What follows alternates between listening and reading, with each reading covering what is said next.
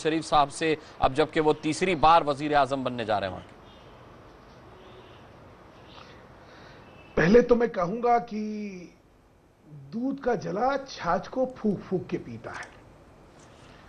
तो व्यवस्था के अंदर जो परिवर्तन आया है उसको पहले बड़ी गौर से देख के उसका मूल्यांकन करके ही इसके बारे में कुछ नीति बननी चाहिए।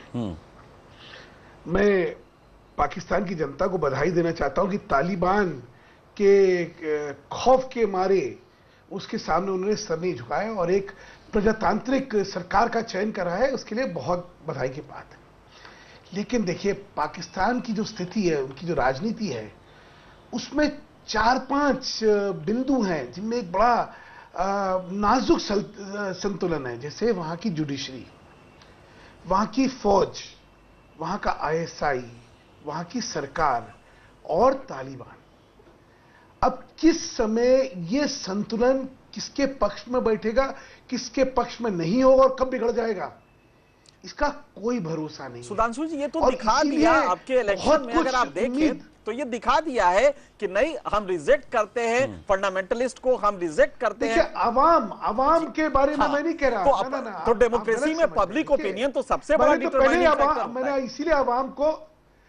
इसीलिए आवाम को बधाई दी कि उन्होंने तालिबान के खौफ के बावजूद प्रजातंत्र की जीत प्रजातंत्र को बहाल करा, जीत दी, उसके लिए बधाई है। मैं आवाम की बात नहीं कर रहा हूं, मैं वहां पे प्रशासनिक व्यवस्था की बात कर रहा हूं, जिसमें इतने ज्यादा पावर सेंटर्स के बीच में बड़ा एक अनईजी और बड़ा एक डेलिकेट बैलेंस है, और वो बैलेंस कब किसके पक्ष में ऑल्टर हो जाए कोई भरोसा नहीं होता। ये भी एक अच्छी चीज है कि इस इलेक्शन के अंदर कम से कम हिंदुस्तान जो था और एंटी इंडिया कैंपेन मुख्य मुद्दा नहीं था। और जैसा कि आप सारे दोस्तों ने बताया कि सबने अपने अपने मैनिफेस्टो में हिंदुस्तान के बारे में अच्छे संबंध की ख्वाहिश जाहिर करी, ये एक बहुत बड़ी बात है। अच्छा, लेकिन फिर समझिए, सेक्टेरियन पॉलिटिक्स जो होती है, सेक्टेरियन पॉलिटिक्स चलती है पैशन पे। जो बैलेट में हारते हैं वो बुलेट्स का सहारा लेते हैं, वो पैशन का सहारा लेते हैं, वो आतंक का सहारा लेते हैं। तो इसलिए वहां की आंदोलनिक स्थिति और पावर स्ट्रगल को इतनी जल्दी सिंथेसाइज करके कोई बहुत निष्कर्षों पे पहुंच जाना मुझे लगता है कहीं होगा।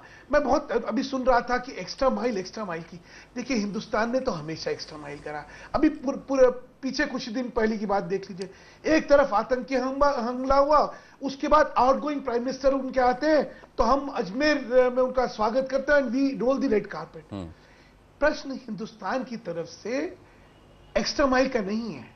सुधांशु जी, अब एक बात बताइए कि वहां का एक कोई लीडर आए और उसको आप ढाबे में खिलाए, इससे आपको तसल्ली होगी? क्या फॉरेन रिलेशंस अब इस तरह से डील करेंगे? नहीं, बिल्कुल नहीं है। आप फिर जो है ना, आप चीजों को दो एक्सट्रीम एंड तक लेके जा रहे हैं। एक होता है ढाबे में खिलाना, एक इज्जत अफजाई करना होता है, एक रेड कारपेट रोल डाउन करना होता है। जिस समय देश के माहौल में आतंकी हमलों के पीछे पाकिस्तान का हाथ दिख रहा हो और जिस समय आपके 4 सिपाहियों दो सिपाहियों का सर काट दिया जाता हो, वहां पे हमारी राजनीति संकेत और संदेश दोनों में क्या रहने वाली है, इसके बारे में सोचना चाहिए। वो छोड़िए, मैं उन विषय में नहीं जाना चाहता। मैं तो भविष्य को देखता हूं ना। देखिए, किसी भी चले भविष्य की बात में सुधांशु जी आता हूं आपका भविष्य की बात में नटवर सिंह जी से पूछूंगा। नटवर सिंह जी, आपने 2 बातें बड़ी अच्छी कही कि एक तो पाकिस्तान में हालात बदले हैं, ऐसे में हमें उम्मीद रखनी चाहिए। दूसरा, आपने ये कहा कि नवाज शरीफ साहब पहले अपने अंदरूनी हालात को तवज्जो देंगे, वो वहां पर जो चीजें बिगड़ी हुई हैं उनको सुधारेंगे, उसके बाद वो पाकिस्तान से बाहर की तरफ देखेंगे। इंतजार भी हम करने को तैयार हैं और उम्मीद भी हम लगाए हुए हैं। क्या उस इंतजार का फल हमें मिलेगा? हम नवाज शरीफ से उम्मीद कर सकते हैं कि अगर वो पाकिस्तान के हालात बेहतर बना लेंगे तो उसके बाद भारत से भी संबंध बेहतर बनाने के बारे में पहले से जिस तरीके के वो वादे करते रहे उन पर अमल भी करेंगे अब इस बार? अब देखिए ना, उन्होंने बार बार यही कहा है कि हम दोस्ती चाहते हैं, और उन्होंने अभी भी कहा, आपकी चैनल में ही कहा कि मेरा पैगाम यही है, कहिए कि साहब हम अपने दो तरफा ताल्लुकात बेहतर बनाना चाहते हैं, दोस्ती और नज़दीकी हो, वो सब चाहते हैं। तो इसका हमें स्वागत करना चाहिए। और हमने तो स्वागत किया, उनको न्योता दे दिया। थोड़ा वो है, डाउट है नहीं, वो तो ठीक है, दे दिया। मेरे ख्याल में उन्होंने जरा जल्दी दे दिया न्योता जी। वहां कुछ देखा तो जाए क्या हो रहा है इस वक्त। और मैं ये मानता हूं मैं ये मानता हूँ कि नवाज शरीफ साहब को भी ये पता है कि उनके सामने क्या मुश्किलात हैं और उनकी क्या प्राथमिकता होंगी। अब बहुत तजुर्बेकार, बहुत दिन से पॉलिटिशियन रहे हैं, प्राइम मिनिस्टर रहे हैं, तो वो रोज़ाना देखेंगे कि भाई हमें कहाँ का काम शुरू करना चाहिए पहले, दूसरा, तीसरा, चौथा, पांचवा। अब वो मेरे ख्याल में उनकी जो कैबिनेट बनेगी, जो साथ बातचीत करेंगे। और मैं ये एक बात मानता हूँ कि आज के हालात में मेरे ख्याल में सिविलियन और मिलिट्री में कॉन्फ्रंटेशन होने का इतना डर नहीं होना चाहिए जो पहले था। जब मैं था जिया उल हक साहब के ज़माने में तो वो सवाल ही पैदा नहीं था। सिविलियन तो कुछ कह नहीं सकते थे, क्योंकि 5 साल रहे इस सरकार के। उस सरकार में जैसी हुकूमत ही है हम सब जानते हैं, मगर फौज ने कोई दखल नहीं दिया। जी। अब के भी उन्होंने ये दिखा दिया कि भाई हम मंजूर करते हैं और हम चाहते हैं कि डेमोक्रेसी हो। जी। इसके ये माने नहीं है कि फौज आके अपने बैरक में बैठ गई है। फंडामेंटल बात यह है कि फौज का बहुत कोई असर है वहाँ, मगर इस वक्त सिविलियन और फौज में अगर रिश्ते अच्छे हो जाएं तो we should welcome it. Natwar Singh ji, nuclear button किसके हाथ में रहेगा? नटवर सिंह जी, एक चीज मैं आपसे पूछना चाह रहा था, आपकी जानकारी बहुत है। अगर 100% सरकार को माना जाए तो जो सिविलियन गवर्नमेंट है उसको आप प्रभाव के उसमें कितना परसेंट देंगे? जुडिशरी को कितना परसेंट देंगे, ISI को कितना परसेंट देंगे और फौज को कितना परसेंट देंगे? तब क्या होगा कि हम डेलिकेट बैलेंस जो मैं कह रहा था उसका हम डायनेमिक समझ पाएंगे। जैसे मुझे लगता है ये तो 1/4 है, 1/4 है पूरी पावर डायनेमिक्स का पाकिस्तान की। ये अच्छा है कि 1/4 जो है वो एक सकारात्मक रवैया रखना चाहता है। प्रश्न जो है वो 3/4 का भी आएगा और 3/4 के अलग अलग इंटरेस्ट है, अलग अलग उनके कंपल्शंस हैं, अलग अलग कॉन्स्टिट्यूएंसीज हैं तीनों 3/4 की। इसलिए मैंने कहा कि पाकिस्तान किसी एक व्यक्ति की इच्छा शक्ति से कोई परिवर्तित हो जाएगा और भारत पाकिस्तान के सुधार रिश्तों में एक बहुत सुधार आ जाएगा, इसका बहुत जल्दी फैसला करना शायद उचित नहीं होगा।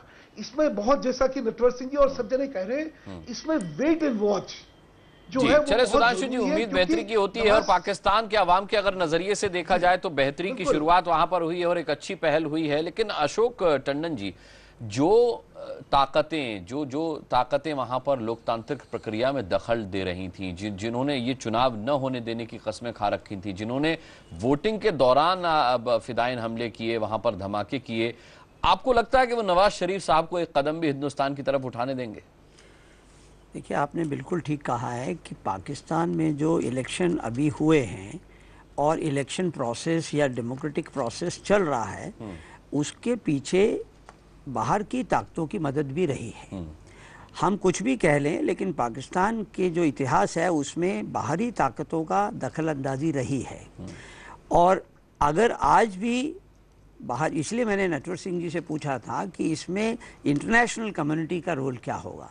अगर नवाज शरीफ को, उनकी सरकार को या पाकिस्तान में लोकतंत्र को अगर मजबूत करना है तो अमेरिका जो समय जब उसको ज़रूरत होती है तो वो अपना काम करने के लिए हर प्रकार के हथकंडे अपनाता है, या चीन है जो जब कभी चाहता है पाकिस्तान से अपना लाभ उठाता है।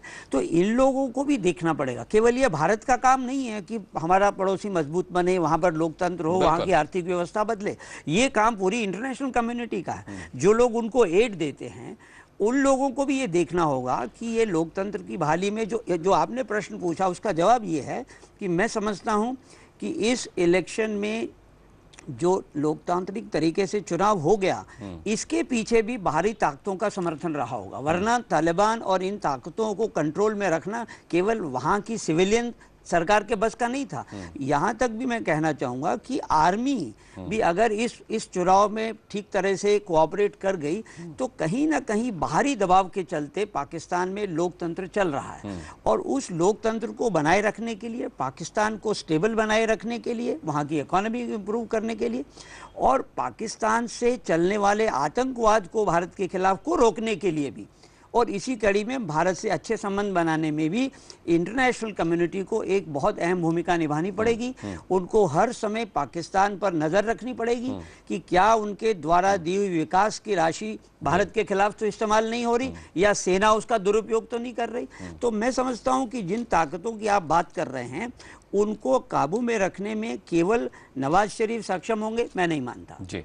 उनको हर तरह से सहायता चाहिए और उस सहायता में इंटरनेशनल कम्युनिटी का एक हिस्सा होने के कारण भारत को भी जितनी मदद की आवश्यकता होगी भारत को भी उसको करनी चाहिए, ताकि हम भी चाहते हैं कि अगर पाकिस्तान का तालिबानाइजेशन हो गया तो उसके बाद हमारे लिए खतरे बढ़ेंगे। लेकिन उन सबसे भी ज्यादा जरूरी है एनके सिंह साहब की, नवाज शरीफ साहब की नीयत साफ हो, जो वो कह रहे हैं उसमें वो यकीन भी उनका हो। नहीं देखिए, उनकी नीयत मान लीजिए कि गलत है तो जो पब्लिक ओपिनियन का प्रेशर होता है, आज जो हम कह रहे हैं, जो सुधांशु जी को हम बताना चाहते थे, लेकिन मैंडेट उन्हें इसलिए नहीं मिला है कि भारत से संबंध उनके बेहतर। नहीं, मैंडेट ओवरऑल जो मिला है उसमें बेहतरी करे, वहां पे बहबूदी के लिए, वहां पे एजुकेशन, हेल्थ और बिजली, पानी, इसके लिए वो वहां पे काम करे, इसके लिए मिला है। इंडिया बैशिंग के लिए नहीं मिला है। एक तो ये मुतमईन हो जाइए आप कि इंडिया इशू नहीं रहा है। ये क्वालिटेटिव चेंज है कलेक्टिव कॉन्शियसनेस में पाकिस्तान के समाज में, जिस पे हमें उम्मीद बनी है। और देखिए, एक चीज होती है, कहा जाता है कि जब हमारा तर्क खत्म हो जाता है तो हम ईश्वर की सत्ता को मान लेते हैं। उसी तरह से जब हम तर्क नहीं अपने समझ पाते चीजों को, तो हम ये मानते हैं कोई बाहरी ताकत है जो कि चीजें करती है। यहाँ पे इंटरनेशनल कम्युनिटी का बहुत बड़ा रोल रहा होगा, लेकिन हमें पाकिस्तान के लोगों का ये कलेक्टिव कॉन्शियसनेस में जो चेंज आया है, इसको एक बार रिकॉग्नाइज करना एक अच्छी चीज होगी, क्योंकि ये बना है। ठीक है, नटवर सिंह जी का आखिरी कमेंट आपसे मैं ये लेना चाहूंगा कि अगर आप ये कह रहे हैं कि हमारे प्रधानमंत्री ने नवाज शरीफ को भारत आने का न्योता देने में थोड़ी जल्दबाजी कर दी है, तो फिर ये उम्मीद तो हम छोड़ ही दें कि दाऊद वो हमें लौटाए या हाफिज सईद हमें लौटाए, ये तो फिर दूर की कौड़ी हो गई। नहीं, मैं माने नहीं थे। मैं कहता था कि जरा अभी तो वो शपथ भी नहीं लिए उनने, तो जो उनकी तेलुगु में बातचीत हुई है ठीक बात है, मगर उसको इस तरह पब्लिसाइज करना, ये करना मेरे ख्याल में मुनासिब नहीं था। अब खैर प्राइम मिनिस्टर जानते हैं वो क्या कर रहे हैं, मगर मैं तो यही कहूंगा कि देखिए, हम यहाँ हिंदुस्तान में बैठकर पाकिस्तान की हुकूमत को नहीं चला सकते। बिल्कुल बिल्कुल। सुधांशु मित्तल जी, मेरे पास समय बिल्कुल खत्म है, आप कुछ कहना चाह रहे, लेकिन मैं माफी चाहूंगा मैं आपके पास नहीं आ पा रहा हूं क्योंकि मेरा समय बिल्कुल खत्म हो गया है। हम लोग पहले ही 1-1.5 मिनट ऊपर जा चुके हैं। बहुत बहुत धन्यवाद मैं आपका करूंगा सुधांशु मित्तल जी, आप थोड़ा पहले आते तो आपसे ज्यादा बात हो पाती। बहुत बहुत धन्यवाद नटवर सिंह जी आपका हमसे जुड़ने के लिए और इतने अहम मुद्दे पर बातचीत करने के लिए, और साथ ही अशोक टंडन जी और एनके सिंह साहब आपका भी बहुत बहुत धन्यवाद। पाकिस्तान से शीतल राजपूत हमारे साथ थी, उनका भी बहुत बहुत शुक्रिया, और मोहसिन रजा साहब का खास तौर पर शुक्रिया, पाकिस्तान से वरिष्ठ पत्रकार हमारे साथ जुड़े हुए थे। उम्मीद यही है कि नवाज शरीफ साहब की नीयत साफ रहे और इस बार जो वो कह रहे हैं इसमें उनका खुद का यकीन पुरजोर हो। बहुत बहुत धन्यवाद बड़ी बहस में जुड़ने के लिए आप सभी का। एक छोटा सा ब्रेक ले रहे हैं, बहुत जल्द वापस लौटते हैं।